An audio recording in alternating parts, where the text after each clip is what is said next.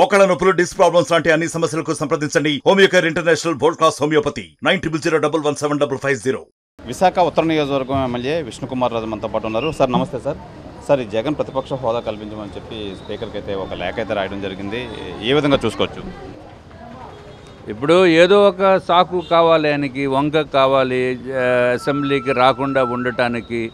అదే ఉద్దేశంతో ప్రతిపక్ష హోదా ఉంటేనే నేను వస్తాను అనే భావనతోటి ఆయన లేఖ రాయటం జరిగింది. ప్రతిపక్ష హోదా ఇచ్చేదానికి లేదు అనేది అందరికీ తెలుసు.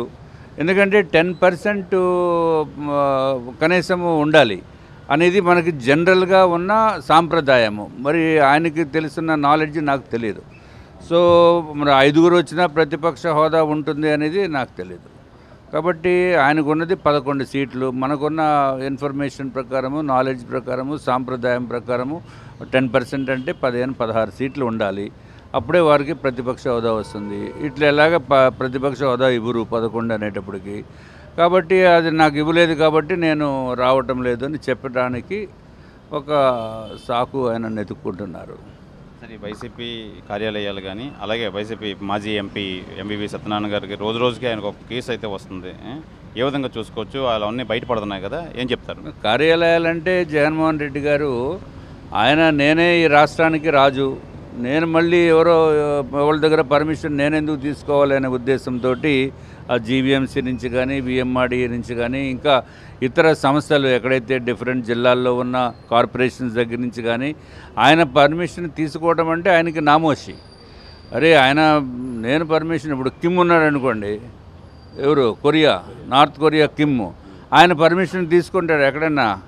సో అదేవిధంగా మనం జగన్మోహన్ రెడ్డి గారు పర్మిషన్ తీసుకుంటే అవమానం అనే ఉద్దేశంతో తీసుకోలేదు. మరి ఇప్పుడు చట్టం తన పని తను చేసిపోతుంది. ప్రభుత్వం మారిపోయింది. ఎప్పుడు కూడా ఆయన ఊహించలేదు. అంటే 30 సంవత్సరాలు ముఖ్యమంత్రి ఆయనే అనుకున్నారు.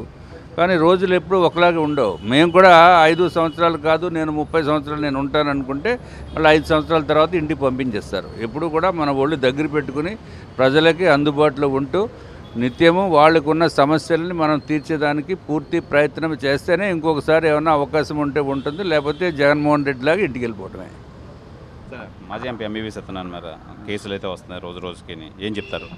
అసలు ఎంవివి మీద కేసు ఏంటి? ముందు ఫస్ట్ జగన్మోహన్ రెడ్డి మీద పెట్టాలి. ఋషికొండ కేసు, అది ఋషికొండని శుభ్రంగా సర్వనాశనం చేసేసి ఒక అద్భుతమైన ప్యాలెస్ కట్టి ఆ ప్యాలెస్ని పాపము ఆ కిమ్ గారు లేకపోతే కొరియా అక్కడి నుంచి, ఎందుకంటే నేను ఎందుకు కిమ్ గారు గురించి మాట్లాడుతున్నామంటే ఇది కేవలము నియంత్రులు ఒక్కళ్ళే చేయగలుగుతారు.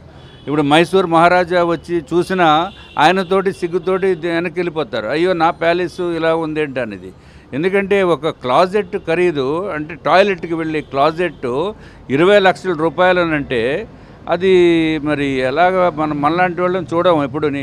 సో అందుకు ఇక్కడ ఏదైతే ఋషికొండలో ఈ జగన్మోహన్ రెడ్డి ప్యాలెస్లు కట్టారో ఆ ప్యాలెస్లు ప్రజల సందర్శన గురించి అది ఒక మ్యూజియంగా పెట్టి ఆ ఋషికొండకి బీచ్కి వచ్చిన వాళ్ళందరికీ 10 రూపాయలు 20 రూపాయలు ఊరికి నామినల్ అమౌంట్ పెట్టి అది చూసుకునే భాగ్యం కలిగించాలని చెప్పి నేను రాష్ట్ర ప్రభుత్వాన్ని కూడా కోరుతాను. ఎందుకంటే ఒక డైనింగ్ టేబుల్ 1 కోటి రూపాయలు ఉంటుందనేది మనం ఎప్పుడు ఊహించము.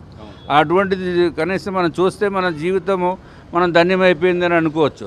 ఆ జగన్మోహన్ రెడ్డి పెట్టిన టాయిలెట్ 20 లక్షలు, లేకపోతే ఏదో బాత్ టబ్బు 30 లక్షలు ఏదేదో చెప్తున్నారు. అలాగే ట్యాప్ 1 లక్ష రూపాయలు, మనదేమో ట్యాప్ ఏదో 20 రూపాయలు 30 రూపాయలు ప్లాస్టిక్ ట్యాప్లే మనకు అలవాటు. సో అటువంటిది ప్రజలకి చూసేటట్టు అవకాశం ఇవ్వాలి. అత్యంత ఖరీదైన ఈ ఎండాడ వైసీపీ కార్యాలయం కూడా చాలా విమర్శలు పాలైంది, ఏం చెప్తారు సార్?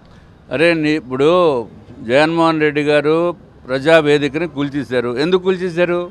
దానికి పర్మిషన్ లేవు, దానికి ఏదో రకరకాల కారణాలు చెప్పారు, కూల్చేశారు. మరి ఇప్పుడు కూడా పర్మిషన్లు తీసుకోకుండా చేస్తే మరి జీవీఎంసీ వాళ్ళు ఒప్పుకుంటారా, లేకపోతే విఎంఆర్డీ వాళ్ళు ఒప్పుకుంటారా? మిగిలిన వాళ్ళకి ఏ విధంగా చేస్తారో అదే విధంగా చేయాలి. ఇది టెక్నికల్ మిస్టేక్ కాదు కదా, ఇది టోటల్గా అసలు నన్ను ఎవడ పీకిది అనే ఉద్దేశంతో వారు ఆ విధంగా ప్రవర్తించారు. మరి ఇప్పుడు ఏం చేయగలుగుతాం? చేసేయటమే, చట్టం పని చట్టం చేసుకెళ్ళిపోవాలి. ఇప్పుడు 30 అంతస్తుల బిల్డింగ్లో లేదా 20 అంతస్తుల బిల్డింగ్లో కేరళలో హైకోర్టు సుప్రీంకోర్టు కొట్టేమని చెప్పింది. బిల్డింగ్స్ అంత పెద్ద పెద్ద పెద్ద బిల్డింగ్స్నే కొట్టేస్తే ఇదేమందండి, గ్రౌండ్ అండ్ ఫస్ట్ ఫ్లోరు పీక్ పడదవ్వాలి. ఇది ప్రధానంగా చూసుకోవచ్చు. ఈ జగన్మోహన్ రెడ్డి నియంతలా పరిపాలించారు. ఎవరు పర్మిషన్ లేకుండా ఇష్టానుసారంగా అయితే కట్టడాలు అయితే కట్టారు. ఇది కంపల్సరీగా జీవీఎంసీ అధికారులు దాని మీద గొర్రెలా జులిపిస్తున్నారు. రూల్ ఏ విధంగా ఉందో అదే విధంగా అయితే ఫాలో అవుతున్నారు అధికారులు అని చెప్పి ఉత్తర నియోజకవర్గం బీజేపీ ఎమ్మెల్యే విష్ణుకుమార్ రాజు అయితే తెలియజేస్తున్నారు. కెమెరామెన్ అజయ్తో శివరామకృష్ణ RTV విశాఖపట్నం నుంచి. మరిన్ని వీడియోస్ కోసం ఛానల్ ని సబ్స్క్రైబ్ చేయండి. లేటెస్ట్ అప్డేట్స్ కోసం వాట్సాప్ ఛానల్ ని ఫాలో చేయండి. అండ్ లింక్ డిస్క్రిప్షన్ లో ఉంది.